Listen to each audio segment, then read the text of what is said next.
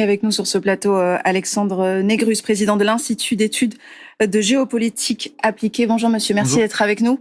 Le 24 février 2022, vous auriez cru qu'on en serait là aujourd'hui, que l'Ukraine entrerait dans une 3e année de guerre? Effectivement, si on recontextualise le conflit, qui en réalité a commencé en février 2014 avec l'annexion de la Crimée et la première déstabilisation du Donbass, ce qui se passe aujourd'hui est assez prévisible. Effectivement, depuis février 2022, on est dans le cadre d'une guerre de haute intensité qui est vouée à se prolonger puisque la ligne de front est figée, la ligne de front terrestre. Aujourd'hui, environ 18% du territoire ukrainien est occupé par la Fédération de Russie. Dans un premier temps, il y a eu une guerre des stocks qui aujourd'hui se poursuit avec une guerre des productions. L'objectif, c'est augmenter les capacités de production industrielle de part et d'autre. Et cette ligne de front, elle est figée et 2024 est une année où on est suspendu à l'élection présidentielle américaine puisque les États-Unis sont les premiers donateurs en termes d'aide militaire. Les Européens doivent se réorganiser, doivent se réarmer pour pouvoir aider l'Ukraine à la hauteur des enjeux. Mais aujourd'hui, l'enjeu pour la Fédération de Russie et pour l'Ukraine, c'est leur profondeur stratégique. La profondeur stratégique pour la Russie, c'est l'Iran, la République islamique d'Iran, et puis la Corée du Nord, qui soutiennent, qui apportent une aide, un appui militaire aux autorités russes dans leur guerre d'agression contre l'Ukraine. Et pour l'Ukraine, la profondeur stratégique, ce sont les États-Unis avec l'aide militaire principalement, et l'Union européenne avec l'aide économique pour pouvoir renforcer les capacités de résilience des Ukrainiens. Vous disiez tout à l'heure, la guerre, elle a commencé en 2014 et quand on va en Ukraine, je pense que vous pourriez le confirmer, ce qui est intéressant, c'est que les Ukrainiens vous disent la guerre, elle a commencé il y a 10 ans chez nous, pas en 2022. Depuis, Vladimir Poutine a annexé de nouvelles régions, 4, Donetsk, Kherson, Zaporizhia et j'en oublie une, Lugansk, exactement. L'Occident n'aurait pas dû réagir plus tôt finalement? Est-ce que s'il avait réagi aussi fermement en 2014 qu'aujourd'hui, les choses auraient été différentes? Alors effectivement, il y avait des signes annonciateurs de ce qui allait se produire aujourd'hui depuis des années. Et il y a ce qui est dénoncé aujourd'hui par beaucoup de chercheurs, qui est l'aveuglement d'une certaine partie des élites politico-économiques en Occident. Beaucoup de chercheurs, beaucoup de journalistes même ont alerté les autorités politiques européennes de ce qui était en train de se produire, des changements qui étaient assez palpables au sein du régime russe, qui est un régime autoritaire. Vous savez, ces dernières heures, ces derniers jours, on a beaucoup parlé de l'assassinat de l'opposant, enfin de ce qui est vraisemblablement un assassinat de l'opposant politique Navalny. Dès 2006, vous avez l'opposante Anna Politkovskaya qui a été assassinée. Et il y en a eu d'autres entre-temps, en 2015. Donc, si vous voulez, il y a eu beaucoup de signes annonciateurs. Il y a eu des Est-ce qu'on aurait dû envoyer de l'aide militaire dès 2014, par exemple?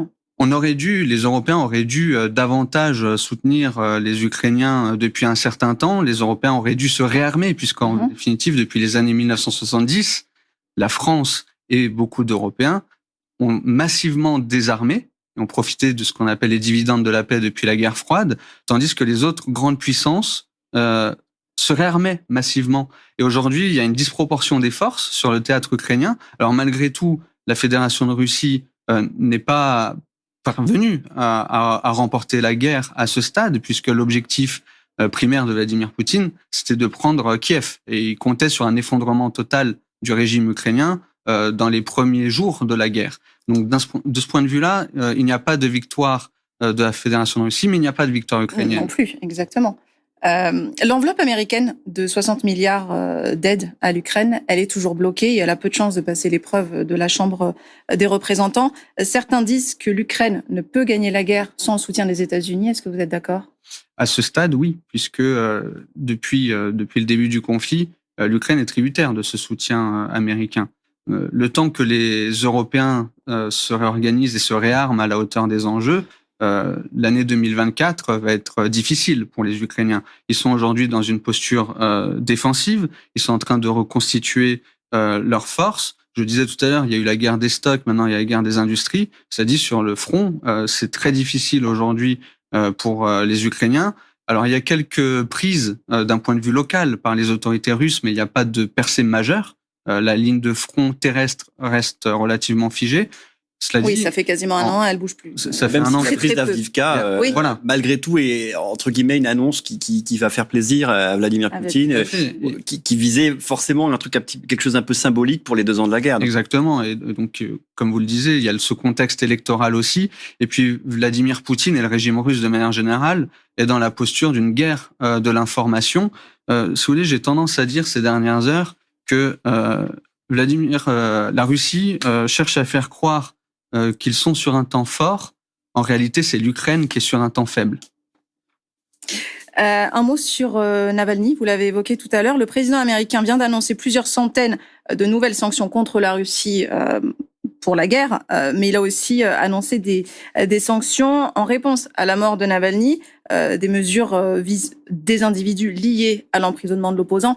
Est-ce que vous pensez que ça aura un quelconque effet ? Vous savez, la question fondamentale en lien avec les sanctions qui sont prises depuis le début du conflit, c'est comment éviter que la Fédération de Russie contourne les sanctions. Parce qu'on peut adopter des paquets de sanctions, on les multiplie, mais la Fédération de Russie, jusqu'à présent, parvient, somme toute, à les contourner, et notamment via une alliance avec l'Iran et la Corée du Nord. À eux trois, ils forment un trio d'États les plus sanctionnés au monde, et ils parviennent à contourner en partie les sanctions qui leur sont appliquées.